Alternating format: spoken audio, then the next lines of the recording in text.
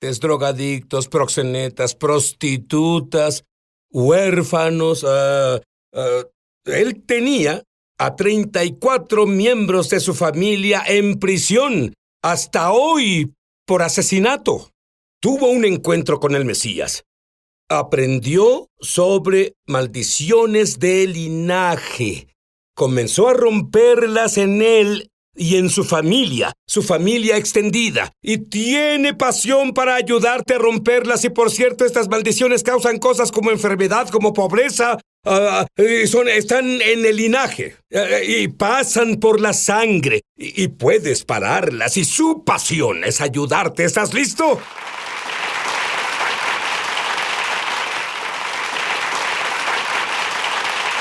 Y tengo a John Turnipseed conmigo y hablaremos un poco sobre maldiciones de linaje. ¿Qué entiendes por maldición de linaje? Pues entiendo que una maldición de linaje es que si puedes examinar tu familia y ciertas cosas devastadoras, no pequeñas como un resfriado o algo así, hablo sobre cosas como cáncer y cosas que las personas sean desempleadas y prostitución o inmoralidad sexual y cosas de esa naturaleza o personas yendo a prisión. Y si puedes ver eso en una generación, puede que sea un error o una anormalidad, pero si pasa en 2 o 3, definitivamente algo sucede ahí y es mejor que lo enfrentes cuanto antes, porque puede continuar en otras generaciones. Ahora, no te ves tan viejo para eso, pero me dices que puedes rastrear esas cosas en tu propia familia a 4 generaciones. Sí, comenzando con mi padre. Mi padre le dispararon cuando era joven, robó cuando joven, fue a prisión y nos abandonó como padre. Me dispararon a los 16. Abandoné a mis hijos y fui a prisión por 10 años. A mi hijo el pequeño Johnny le dispararon 17 veces. Abandonó a sus 9 hijos y fue a prisión por 15 años. Y a su hijo le dispararon cuando era muy joven, era adolescente, está en cadena perpetua sin libertad condicional. Cada generación se puso peor y más fuerte. Y es cuando supe que tenía que hacer algo. Eso es un punto interesante. Espero que no lo pierdas. Él dijo, cada generación se puso peor en su linaje familiar. ¿Qué tan grande es la familia Turnipseed de la que estás hablando? Somos la familia más grande en Minnesota. En una reunión familiar somos unas 2,000 personas. Oh. ¿Y cuántos dirías en porcentaje ha afectado esta maldición? Diría que a la mayoría de las generaciones tal vez de 75 a 90%. Bueno, te criaste en un hogar amoroso, tuviste una buena infancia en Alabama. Sí. Y de pronto, desplazado a Minneapolis. Veamos este video. Tenía 6 años cuando el monstruo me comenzó a perseguir. ¡Dime quién ¡Debes es respetarme, ¿entiendes? ¡Bastarda! ¡Vamos! Deténlo, por favor, Dios, deténlo. Oré para que se fuera. Deténlo, por favor, Dios. Pero creo que cuando tu padre es el diablo, no esperas que Dios responda a tus oraciones. No, detente. Debiste esperar eso. ¿No puedes detener al monstruo? No me hagas golpearte de nuevo. Encuentras a alguien que pueda. Desde que era un niño, dirigí estas calles como fuera necesario.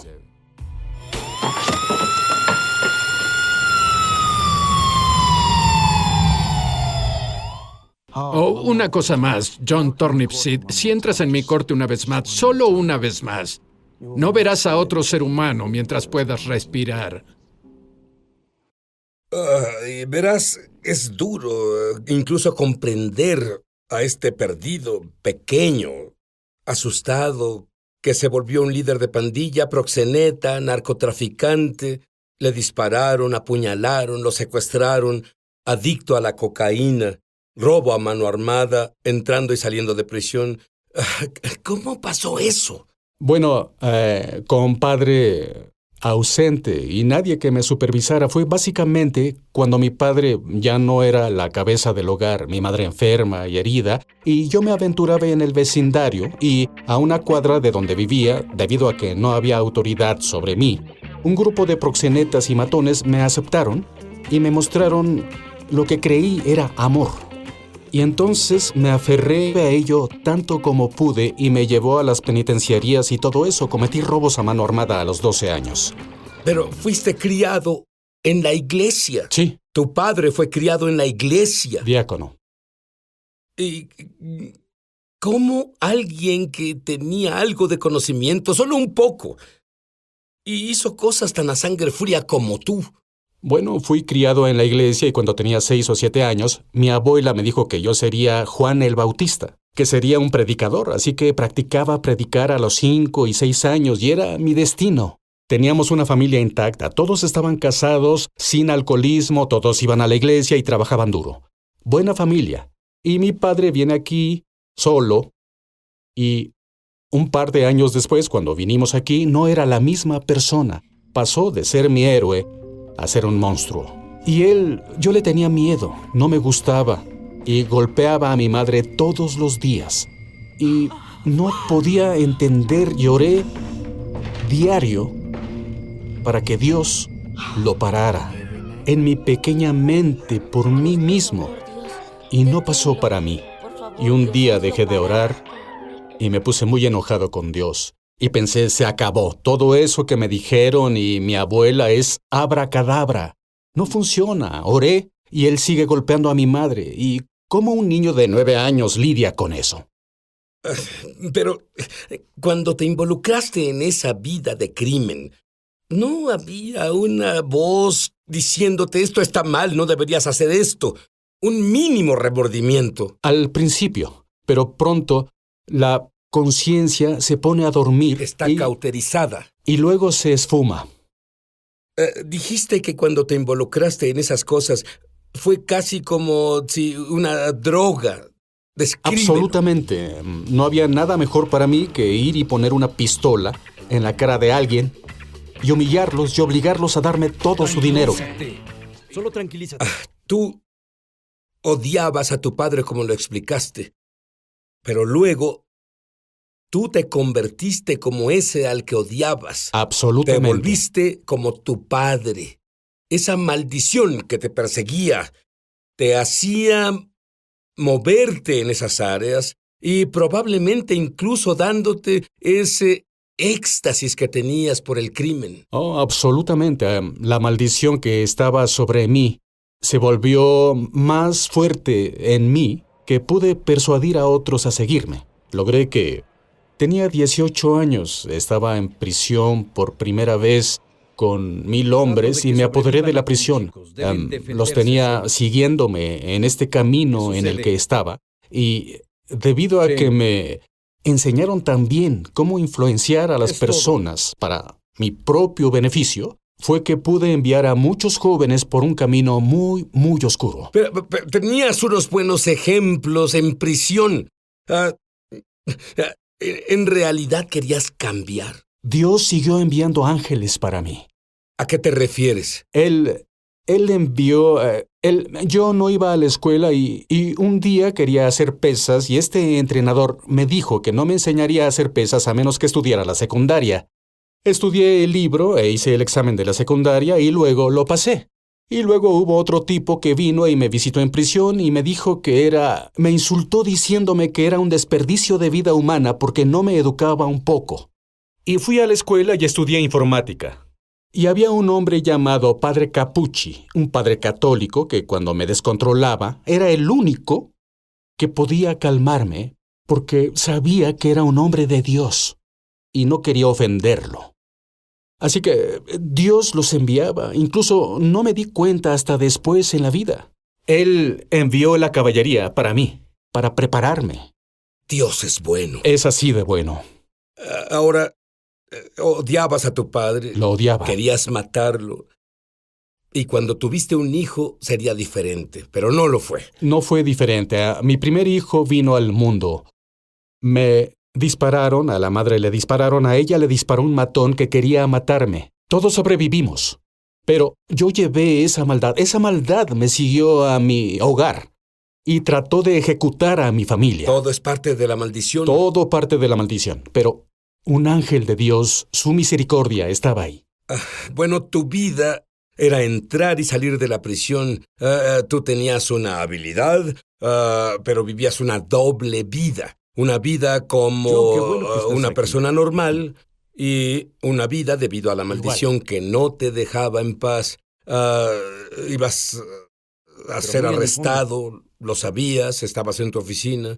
Un equipo de televisión se presentó. Describe eso para mí.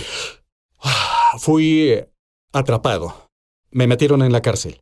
Y me procesaron tal vez por unos 200 delitos graves. Y acordé declararme culpable de 50 de ellos si me dejaban salir para terminar de enseñar una clase. Y fue cuando Dios envió esos ángeles, recibí la habilidad de enseñar. Y tenía estudiantes y volví a enseñar a esos estudiantes. Nadie sabía que fui a la cárcel y que iba a ir a prisión. Me atrincheré en mi oficina y comencé a llorar. Comencé a llorar, quería matarme. Y algo de mi niñez vino a mí. Encontrarás a Dios justo. Mi abuela, Seré expuesto como la diciéndome, muchacho, si buscas a Dios, busca a Jesús. Es lo que esa voz me dijo. Y le pedí justo ahí, dije, Dios, si eres quien mi abuela decía que eres, tienes que venir ahora. Y Él vino.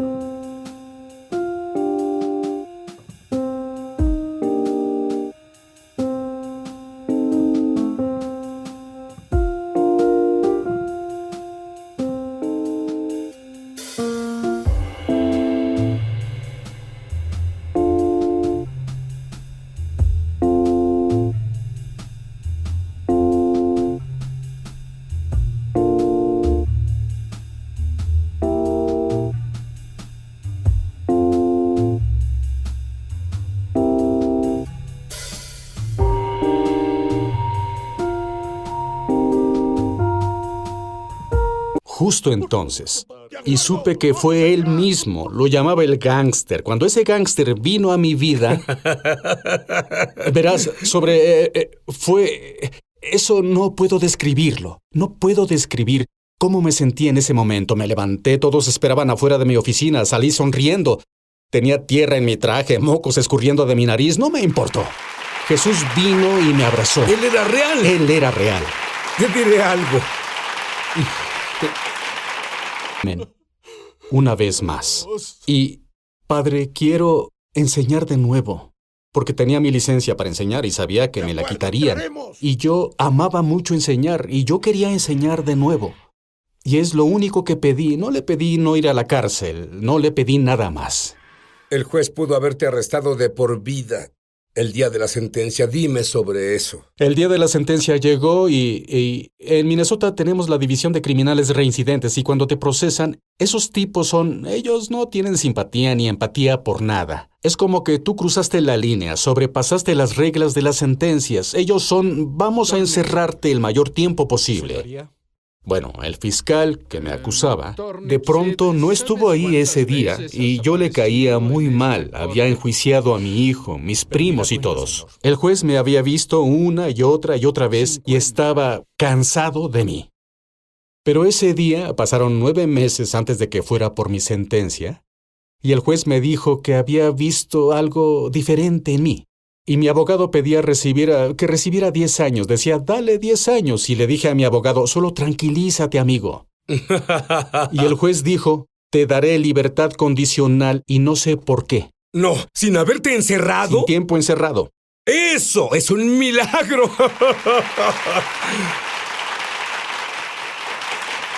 Y las 2 cosas que pediste, creo que Dios las respondió instantáneamente. Él las respondió de inmediato. Tengo que preguntar. Y el lugar que avergoncé al ser arrestado, y las cámaras vinieron, ellos no solo me recontrataron, pero me ascendieron.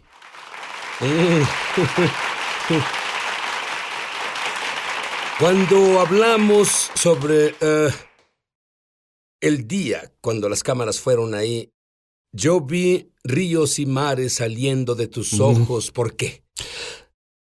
No hay forma de explicarlo. Cuando Dios hace lo que hace, y lo bendecido que fui al recibirlo, le debo todo. Y Él lo hizo por mí, justo ahí. Y luego, a pesar de mi pasado y todo, Él lo hizo por mí. Él haría esto por cualquiera si su pasado fuera peor que el tuyo. Él lo haría por cualquiera de sus hijos, en un instante. Orarías por los que nos ven ahora mismo y tú sabes quién eres. Porque Dios ha lidiado contigo. Él te ama tanto como ama a John Turnipseed. Te ama tanto como me ama a mí. Te ama tanto como para morir por ti. Dios, verás, nos conoces, somos tus bebés.